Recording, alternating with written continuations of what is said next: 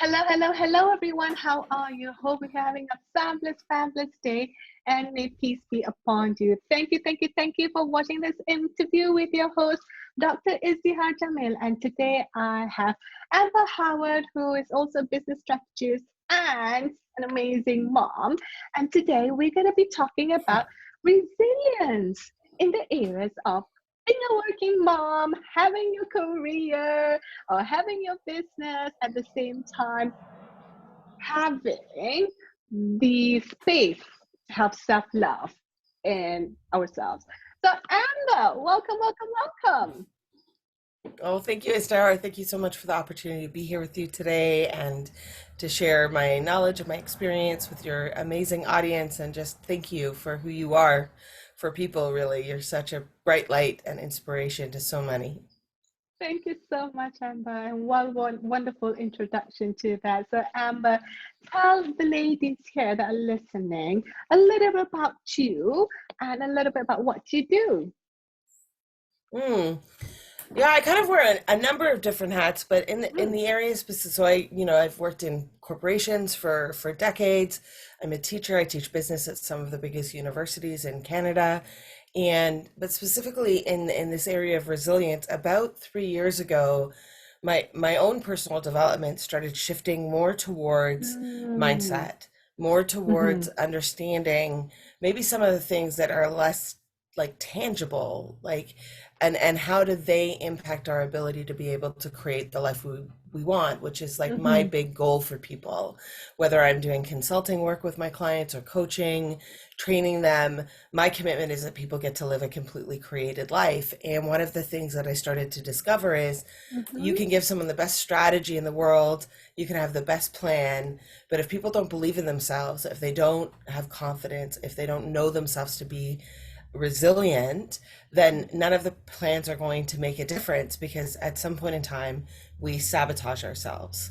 And so, this conversation around resilience is so important to me because, especially as working moms, Mm-hmm. as professionals, as business Mm-hmm. owners, entrepreneurs, life happens. Yes. There are always going to be circumstances.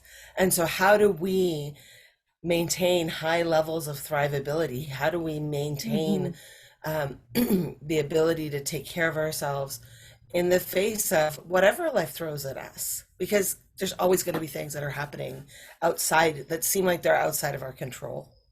Absolutely. So, this word, resilience, what is it actually? When people talk about resilience, I'm like, what? What? It's like, to me, it's like a buzzword kind of thing that not necessarily Mm. I'm connecting to it. So put it really simply, like, what is resilience? If you have an example, like, why is resilience something that we want to be aware of, and something, an ingredient that we want to incorporate in our life?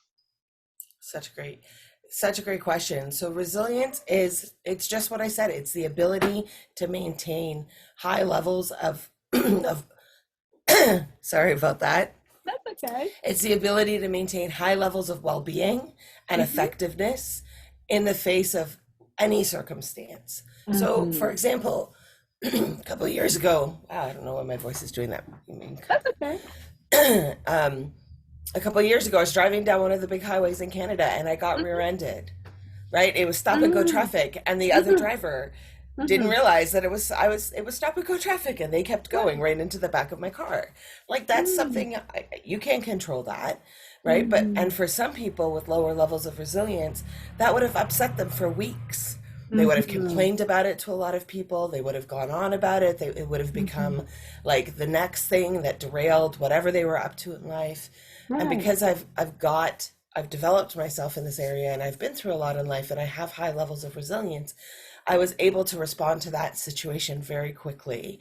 And I was Mhm. able to, like, once we made sure that everyone was okay, I was Mhm. able to see the opportunity in it. Like, oh, I'm probably going to get a new car out of this, right? Because I've Mhm. got insurance. So it's like that ability to remain positive and see the opportunity in the circumstances, whatever they are.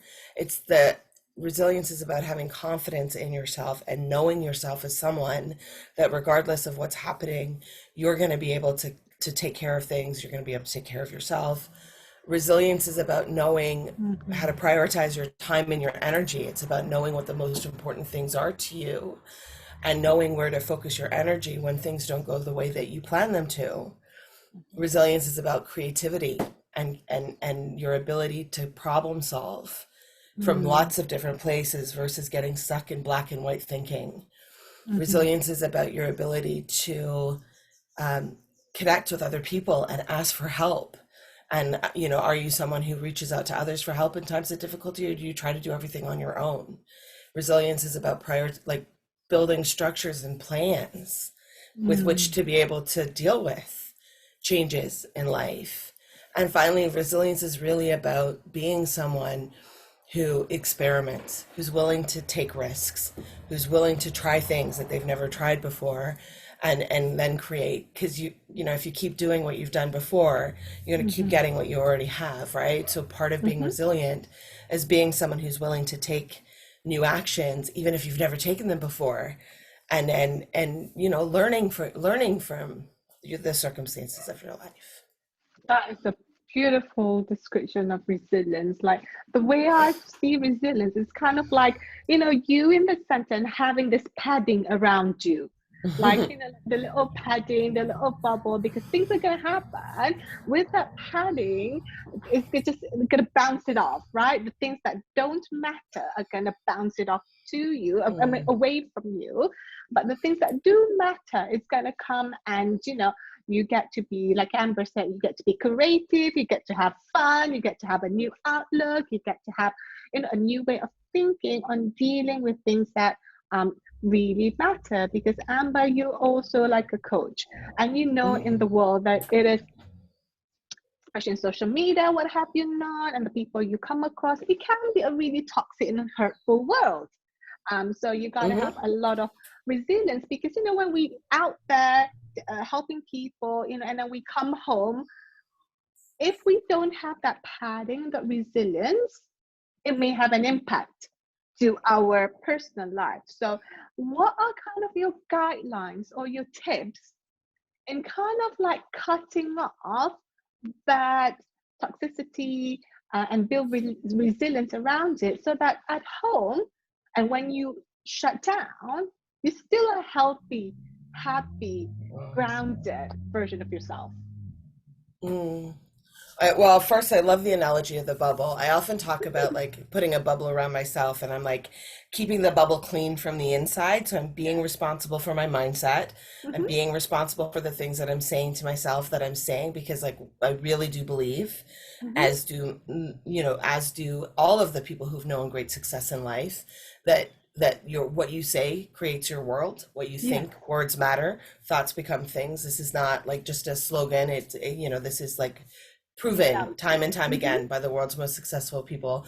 And by success, I don't mean based on other people's definitions of success, whatever you determine success to be for yourself, right? So Mm-hmm. I keep the bubble clean from the inside, but then I also keep it clean from the outside. I protect it. So I'm Mm-hmm. managing what's coming into my environment. What am I looking at? Am I watching a lot of news and things like that? Mm-hmm. Am I gossiping with people? Am I talking, am I complaining about things to people? What are the kinds of conversations, the networks of conversations that I'm participating in? So I love that analogy of the bubble. Mm-hmm. I think it's a couple, to back to your question about the tips, I think part of it is like comparisons.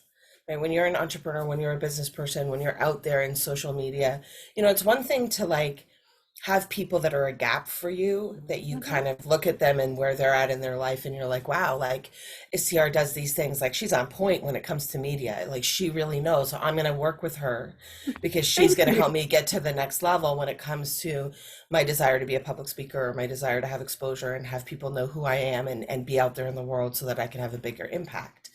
Like that's one thing, and that's healthy. I think we Mm, all need people. I'm a gap for people in my business.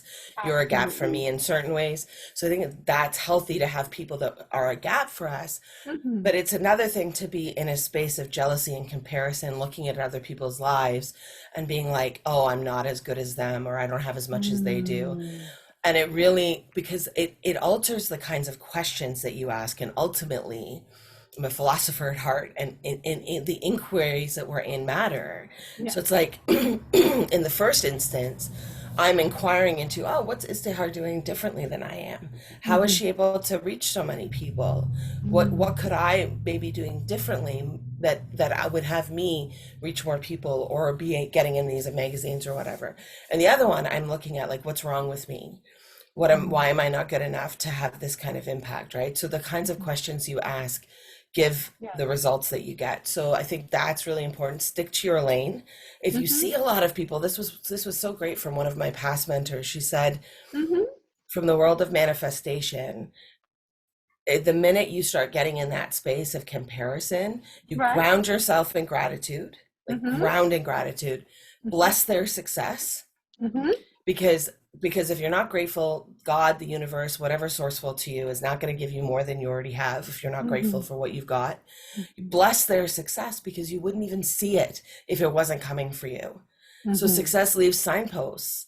And so when you see other people around you being successful, achieving the things that you want to achieve, you know that that's evidence that the universe, God, is telling you that that's coming for you. So I think that's another big part of it. And then I think the Yeah. last thing I'd say is just fill your cup up first. Mm-hmm. As moms, and this is something it took me a very long time to learn, and I still don't, I'm not gonna sit here and say I've got anything handled about it. But it's like, it's so easy to give all of your energy out to other people, to your kids, to your family, to your friends, to Mm-hmm. your clients, whatever, your coworkers. And then we say, oh, I'll take care of me after, but it just doesn't work that way. And then you're Mm-hmm. serving from an empty vessel. So you really want to put in your self-care time first into your calendar. You will make sure everything else gets handled, because that's what it is to be a mom, is Yes. to take care of everyone. But you've got to start by taking care of yourself, because trust me, it doesn't work the other way. Absolutely. And such an on point about, comparison and everything. Like we only see a portion of their life, right? We don't know the Mm, truth or the reality of it. And I love what you're saying of, staying in comparison of your own lane. And it starts by grounding yourself, whether it's meditation, it's prayer, whatever it is that, speaks to you in terms when you're grounding, and gratitude. Like, what you focus on expands, isn't it? When you focus on the things that you have, even a roof over your head, even the food that you have this morning, you had breakfast, just a little thing will start to kind of like increases the quality of your life. Now, Amber, you talked about self-love and taking care of yourself. As a mom, and I know many, many moms has experiences, the guilt trip, like, oh my God, I feel so guilty going out on my own, or, oh, I've done everything, but then what's next? I can't rest. There's so many things to mm, do. So how do we kind of like bypass this guilt trip? Because like the more we give, that's the saying, the more you give, the more you get back. But you can only give what you have, right? You can't run on an empty tank. It's gonna be crash and burn. So what's mm. your kind of lesson or tips, or action step that women can take to overcome and bypass the mommy guilt trip? Mommy guilt trip. Well, and it goes both ways, right? We guilt ourselves, and then our kids are also domination and manipulation kings and queens, right? And it's not personal. It's not like they're bad for doing that, but they're designed to get their needs met. And until they're able to get their needs met themselves, they rely on the adults in their life to do it. So they become Mhm, very effective at getting you to do what they want, right? So it's not just like we mhm. guilt ourselves. We also, our children, the people we love, become very effective at guilting us. So what I would say about that is, it goes back to the inquiry, the question, Mhm, right? What do you want for your children? mhm, Because our children model our behavior. So mm, would you want your sons and your daughters to grow up to be the kinds of people, and especially I'll say this to the moms out there, your daughters, right? Do you want your daughters to grow up to be the kind of woman who don't take care of themselves, mhm, who don't prioritize themselves first, who don't make sure that they're taken care of in relationship, and that they have a voice in relationship, and that they know that they can create what they mm. want in life? Because if you're not going to teach them that, where are they going to learn it? And you teach them that not by what you say, you teach them that by what you do and being congruent between what you say and what you do, because this is, I think, the biggest place where parents fall down, in my opinion. And I did it time and time again. So I'm not sitting here as some hypocrite being like, I had to learn these lessons and I still do with my kids, and they're 25, 24, and 15. It's like there must be an alignment between who you be, what you do, what you say. Like, you can't tell your kids, oh, take care of yourself, and then they watch you working 80 hours a week, 90 hours a week, never taking rest, never going to the doctor, not eating properly, not exercising. So the first place I would say is, what do you want for your children? Because they're always watching. Yes. And that goes for everything, right? Whether it's relationships, like how you are with your spouse, how you are with your partner, they're watching that. They're going to replicate that in their relationship. So, and I think the answer to that question, knowing moms, is, well, we always want the best for our children. We want them to have a great life. And so it starts at home. It starts with us modeling that behavior for them. So that's what I would say. And then the actions will come from there, right? Exactly. So it starts from the awareness, the intention, what we're creating. What is it? Basically, what is the legacy that we're leaving, isn't it, Amber? What is the legacy? What is the lesson? What is the wisdom we're leaving to our kids? Because kids are like, they're like a SpongeBob. They just pick things up. And then they do when they start to repeat things, where they start to repeat things, doing this, doing that, exactly, and how you do it. So that's my husband there taking care of the laundry. Thank you, babe. So kind of coming back to resilience in your own personal life. Was there like a turning point of something happening that kind of give you like the ding, ding, ding, ding, ding, ding, warning signs that, hey, this is missing in my, it could be like, you were so affected by something that happened that it kind of made you felt weak and tired and exhausted. I know that, for example, for me, when I speak to certain types of people, they're like vampires. They suck on my energy, and I knew that that's the space, my resilience will crumble, that I needed to strengthen it. So was there a turning point, Amber, that giving you the ding ding ding lesson? Hey, this is important. I think it was gradual over time. It was, like I officially started my personal development journey. Like, and to me, when I say personal development, I mean the application of philosophy to the living of life. And I studied philosophy academically in university. I was a very philosophical person, but I wasn't like taking these theories that I learned and like, oh, how do I apply this to actually my day-to-day life? So I had a lot of this knowledge. And over time, like I've been through quite a lot in my life, and a lot of really traumatic and difficult circumstances in my family and in my own personal life, choices that I made.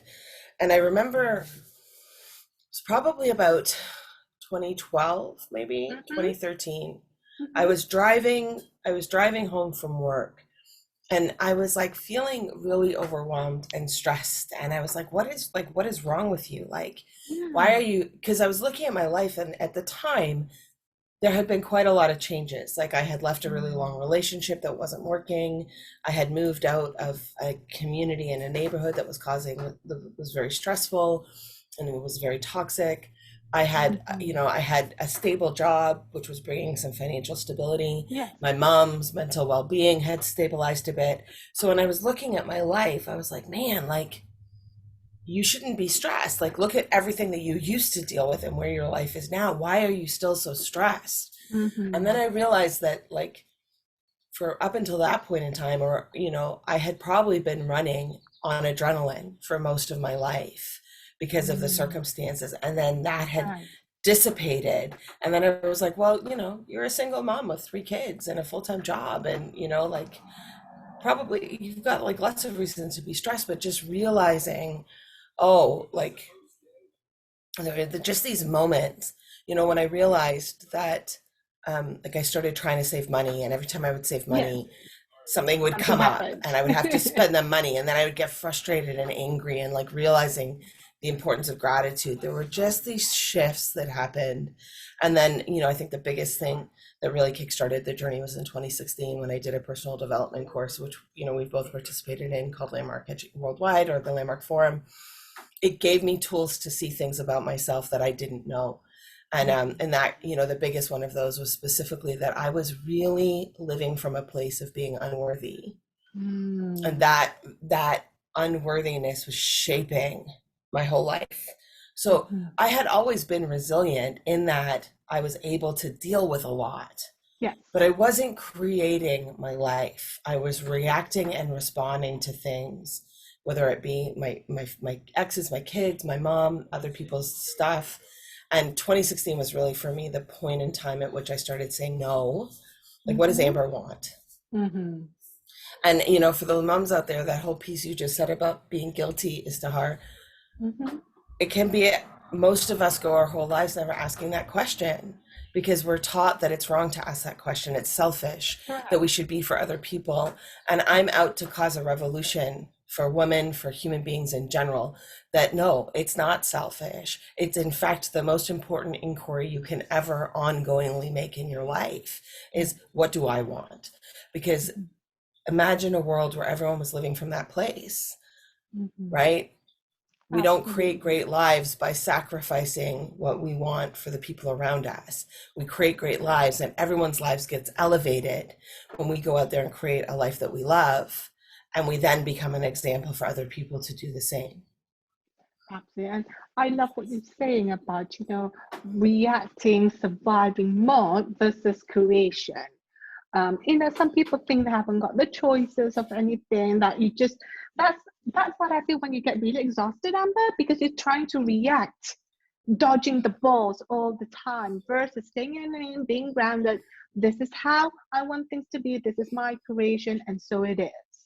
So kind of that space of energy going in, and the fact that you mentioned about moms, right? I've got friends who are like been married 20, 30 years, have got kids, and then that's what they dedicate everything, everyone else first. Come 20, 30 years of marriage, they separated, and they're like, what have I done with my life? Yes, they've got great kids, they've got this and this, but they're running empty and low. And, because of what Amber was saying, serving others, right? We constantly want to serve others. So, Amber, bringing to that point, as you being a single mom for years, what and how can you impart wisdom to other moms, whether single mom or, a non-single mom? What's the wisdom that you learn in taking, a baby, 3 kids, and creating their life? So great. Before I answer that question, I just want to respond to what you said about the energy. That, to bring it back to resilience, this is the conversation for resilience, right? In the training I do with people, in the workshops that I lead, and the assessments that we do, you go through life and you have expectations about how things are going to go. Correct. It's part of how the subconscious mind, our brains don't want to spend a lot of time thinking, right? If you want to get to the science of it, right? Our brain is always trying to reserve energy, because at any given moment, we don't have an unlimited supply of energy. So the brain runs brain patterns. So these operate like expectations. So you go through life, you have expectations for how things are going to go, and then you have the reality of what you're experiencing in a moment.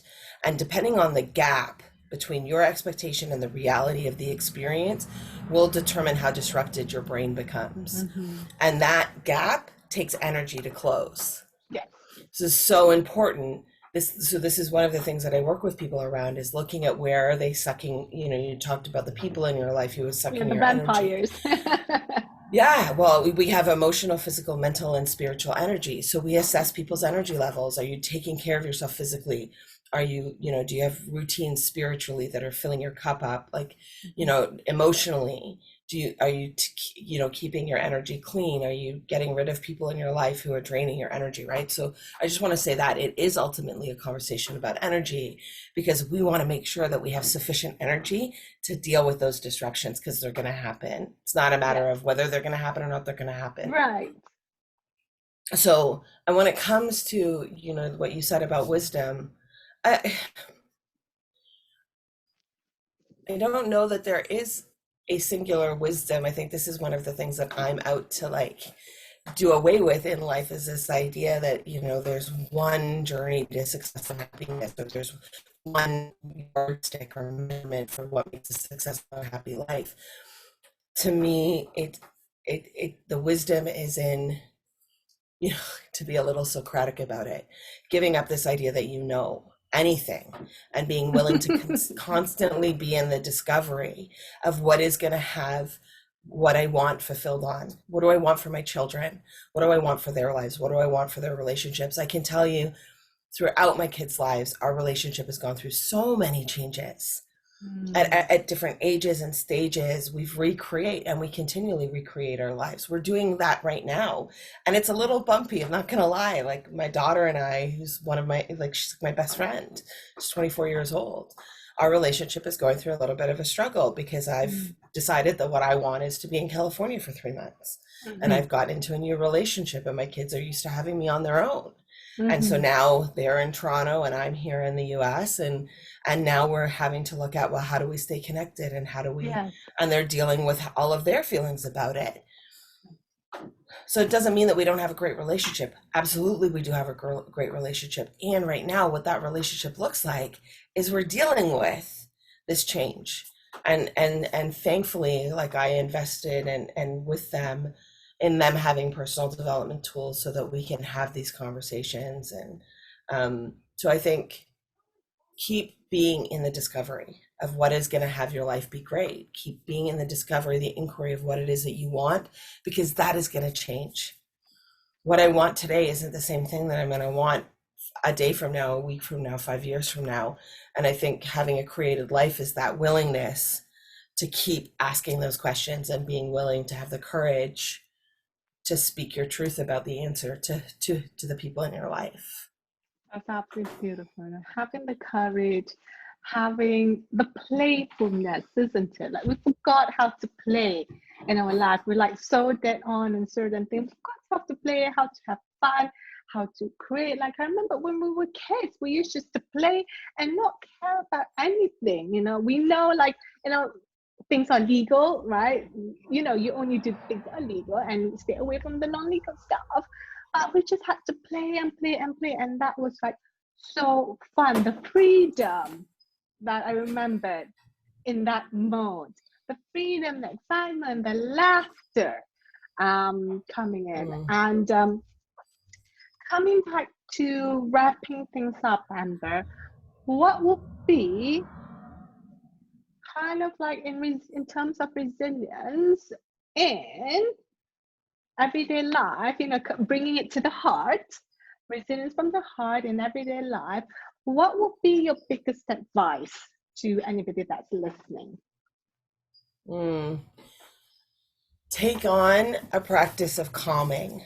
Mm-hmm. So in those moments, in those first moments when your brain becomes disrupted, and you've gone through some circumstance, it doesn't matter what it is. Your kids ask you for something that they need, and you've got, like, you're focused on something else. The car breaks down, you lose your job. It really doesn't matter what it is. In those initial moments, your brain, your nervous system starts operating and releasing hormones that literally block your ability. You go into survival mode. Yes. So the practice of, and you can't make any good decisions from that place. We just don't. Have you ever noticed, like, you get triggered or activated, and then you start doing things or saying things, and things get worse, right? So taking on a practice of calming, it could be like going for a walk, going outside, talking to someone, but the quickest way is to breathe. And I'm not talking about like breathing from your chest, like gut breathing, breathing from your stomach. 90 seconds of breathing, in for 4 seconds, hold for 4 seconds, out for 4 seconds, will shift your brain from survival back into relaxation mode. It will start your brain secreting new hormones, and then you can actually make good decisions about how you, and you'll have all of your tools available to you to know how to deal with whatever circumstance you're dealing with. So that would be my first, like, develop yourself to be someone who doesn't react. If you're driving, you can't stop while you're driving, but pull over. Like if you get really activated while driving, maybe you're on a call with someone, or you hear something, or your kids say something, pull over, stop the action, calm, and then from that place, look out at how you want to respond to the situation. That's beautiful. And that's so practical too. The action that you've given, just a breathing, deep breathing in for 4 seconds from the belly up, hold it for 4 seconds and breathe out for 4 seconds. Keep repeating that a few times and you center yourself before the next step. Sometimes it's just too rah, rah, rah, rah, rah, but you just need to like breathe, got this. And what a wonderful way to kind of like tie up this topic on resilience. So Amber, before we leave, what's one fun thing that people don't know about you? Oh, I love the water. And being here in California, I'm like literally 2 minutes away from the Pacific Ocean. And I love learning. And maybe that's the bigger thing, whether it's like getting my pilot's license, getting my motorcycle license. I love the people I get to meet when I'm in personal development courses and connecting and learning. I'm a lifelong student. I just love to learn. And, whether it's cooking, like I love cooking. I love cooking Indian food. Um, I just love, yeah. So I love to learn new things and share what I've learned with others. That is wonderful. So Amber, for those who want to reach out to you and connect with you, what's the best way that they can do that? Yeah, they can. You can go to my website at www.amber, or you don't need the, sorry, God, you don't need the www anymore. Brain patterns, right? amberhowardinc.com. And you can book a 15-minute discovery call with me there, or send me an email. You can also check out, I have a podcast as well that you might enjoy the content, and whatwouldamberdo.com. So those are the best ways to find out more about me and connect with me. AmberHowardInc.com and Amber's podcast. What Will Amber Do is absolutely fabulous. I had the privilege of being interviewed by her, and we had such a fantastic time in our discussion. I'm actually so excited because it's a year of the podcast next week, and your episode is going to be my year. So you can listen for Ista has our amazing conversation next week on my podcast. Thank you so much. So AmberHowardInc.com, and Amber is also on email. So there's a free discovery session, 15-minute session from there. So go and check her out. So Amber, thank you so much for joining us today. It's been such a pleasure having this conversation with you. And to all that is listening, thank you so much for listening. Until the next time, this is your host, Dr. Izbihar Jamil. Tell yourself, yes, I can. And so it is done. Thank you. Take care. May peace be upon you. Bye. Say bye, Amber. Bye, everyone. Bye, everyone. Thank you.